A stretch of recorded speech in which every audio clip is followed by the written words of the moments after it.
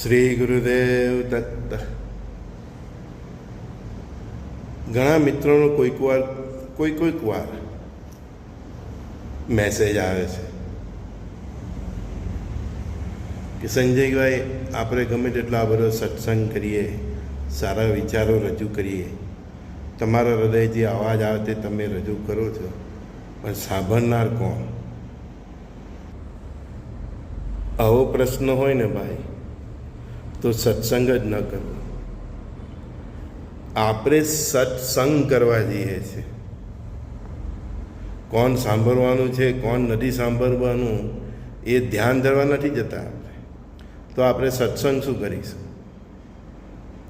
આપણે સત્સંગ કરવાનો જ્યાં પણ બેઠા હોય, ઓફિસમાં બેઠા હોય, સમાજની કોઈ સભામાં બેઠા હોય, જ્યાં પણ બેઠા હોય, આપણે સત્સંગ કરવાનો.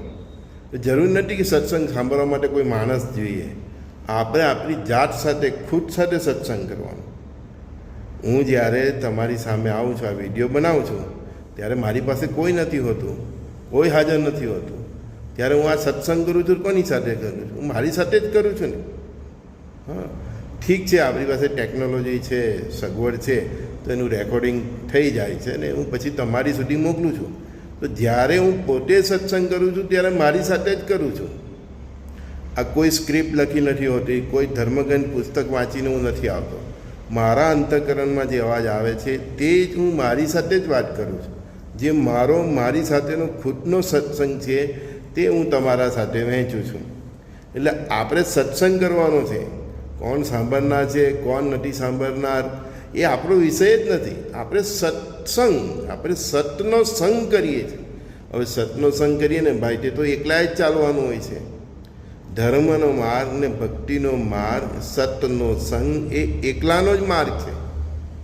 કોઈ સંત બેઠા બેઠા સત્સંગ કરતા હોય, પોતાની જાત સાથે વાત કરતા હોય, કે કોઈ પણ એના પ્રિય શિષ્ય સાથે વાત કરતા હોય, ત્યારે આપણી ગરજ હોય તો આપણે ત્યાં બેસવા જઈએ અને એનો સત્સંગ સાંભળીએ.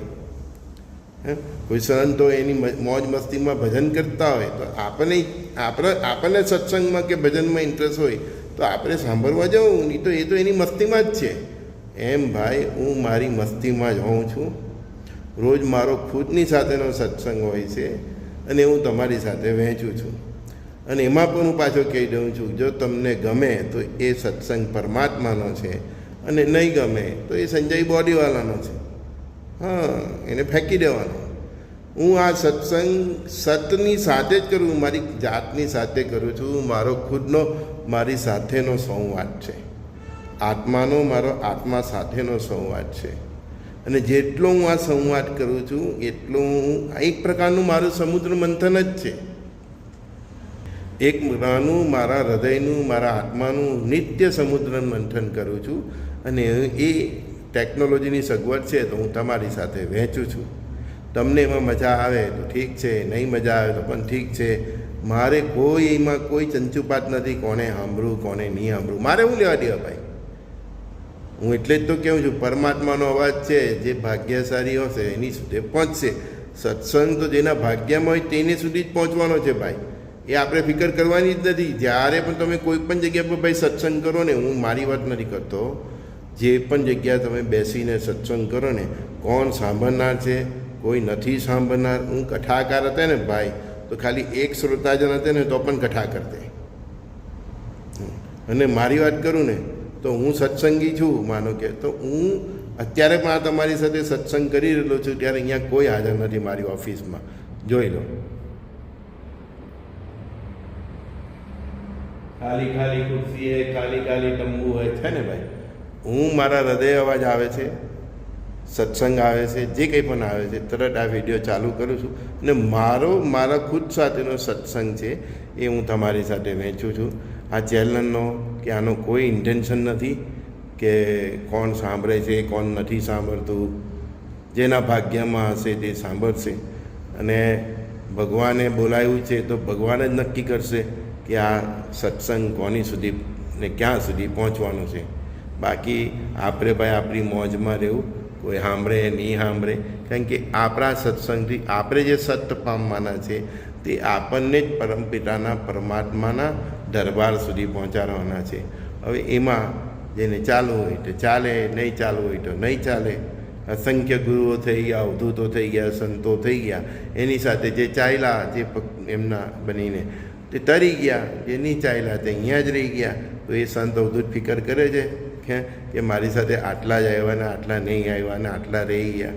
ભાઈ એ બધી મોહ માયામાં પડવું નહીં. કોણ સાંભળવાનું છે, કોણ નથી સાંભળવાનું, કોઈ નહીં. મારા પત્ની, બાળકો, મારા ભાઈઓ, મારા મિત્રો એ પણ મારો સત્સંગ સાંભળે જ કે નથી સાંભળે, હું એ પંચાયતમાં પણ નથી પડતો ભાઈ. સમજે? જેમની ઈચ્છા હોય, જેને મોજ આવતી હોય, જેને ભગવત ભક્તિ પ્રેમ એમાં ઇન્ટરેસ્ટ હોય તે સાંભળશે, બરાબર ને? હા, બાકી આપણને એમાં કોઈ ઇન્ટરેસ્ટ નથી કે આને સાંભળવું નહીં સાંભળવું. હા, કોઈ મને એમ કે સર મને આજ પછી વિડીયો નહીં મોકલતા, તો હું તો બીજે દિવસથી બંધ કરી દઉં. મારા બ્રોડકાસ્ટ લિસ્ટમાંથી એક વ્યક્તિઓ છો, એમે કેટલા જણા હોય જે આપણને કહેતા હોય કે સર મોકલજો, આપણને ગમે તો જેને ગમે તેને મોકલવાનું, જેને નહીં ગમે તે નહીં મોકલવાનું. પણ કોણ સાંભળે, કોણ નથી સાંભળે, એ બધું આપણું પંચાયત. તમે જ્યારે આના પર ફોકસ કરો ને તો તમે પોતે સત્યથી દૂર રહ્યા. તમે તો વિડીયો બનાવતા કે સત્સંગ કરતાં પહેલાં તમે વિચારો કે હું બોલીશ તો પેલો સાંભળશે, ગમશે, હે ને? પેલા પ્રલયના વિડીયો બહુ ચાલે, સત્સંગના વિડીયો તમે જોજો 300-400 માન જનતા હોય. એ જ ખબર પડે કે સત્સંગમાં કેટલાને ઇન્ટરેસ્ટ છે. ભલે ને 3 જણા જોતા અને એક પણ જે નહીં જોઈ તો મને કોઈ ફરક નહીં પડે. કેમ? હું સત્સંગ મારી ખુદની સાથે કરું છું ભાઈ, બરાબર? અને એ મારા મિત્રોને, અમુક સખાઓને ગમે છે. ઓકે, ભગવાનની કૃપા છે, બરાબર ને? આપણે જેને ગમે છે એને સાથે લઈને ચાલવાનું. અમારા ગુરુઓ સત્સંગ કરતા હતા, અમે બેસતા હતા. નહીં બેસવું એ અમારો વિષય હતો, બરાબર ને? ઘણા 10 મિનિટ બેસીને ઉઠીને ચાલ્યા જતા. અને અમારા જેવા હતા ગુરુ ખુદ ઊભા નહીં થાય ત્યાં સુધી બેસી રહેતા. આપણને એમાં ઇન્ટરેસ્ટ પડતો હતો. તો દરેકની રુચિને એના પ્રમાણે છે. હા, એટલે જે પણ વ્યક્તિ હોય, તમે તેની વાત કરો. ભગવાન કૃષ્ણ તો ખુદ જાણતા હતા કે દુર્યોધન નથી સમજવાનો, તો પણ સમજાવવાનો પ્રયત્ન તો કર્યો હોય ને એમ. એટલે આપણે આપણો પ્રયત્ન કરવાનો. ક્યાંક આપણી કોઈક વાણીથી, આપણા કોઈ શબ્દથી જો જીવનમાં કોઈના બદલાવ આવી જાય તો વાલા એક મંદિર બનાવ્યું એટલું પુણ્ય મળે છે. આપણે આપણી રીતે આપણો સત્સંગ કરવાનો. હા, કોઈ અચાનક પણ સાંભળી લીધું કે અનાયાસ સાંભળી લીધું ને એના જીવનમાં પરિવર્તન આવે તો એક મંદિર બનાવ્યા એટલું જેટલું પુણ્ય છે. અને કોણ સાંભળે નહીં સાંભળે એ બધી વસ્તુથી પર થઈને સત્સંગ કરવો. કારણ કે જ્યારે તમે સત્સંગ કરો છો ત્યારે તમે સતની સાથે હોય છો, નહીં કે દુનિયાની સાથે. તમારું ધ્યાન દુનિયા પર હોય તો તમે સતની સાથે નહીં રહી શકો, અને સતની સાથે નહીં રહી શકો તો તમે સતનો સંગ જ કેવી રીતના કરવાના? હા, સતનો સંગ એટલે તમારા અંતઃકરણમાં ઉતરવું, તમારા હૃદય સાથે ઉતરવું અને અંદર સમુદ્ર મંથન કરવું. જેમ દહીંને વલોવે છે અને પછી છાશ અને માખણ મળે છે, તેમ નિત્ય ખુદની સાથે સત્સંગ કરવાથી માખણ મળે છે. અને એ માખણ હું જગત સાથે વેચું છું. છાશ મારી પાસે રાખી લઉં છું. શ્રી ગુરુદેવ દત્ત. સંજય બોડીવાલાના સર્વે સખાઓ મિત્રોને પ્રણામ.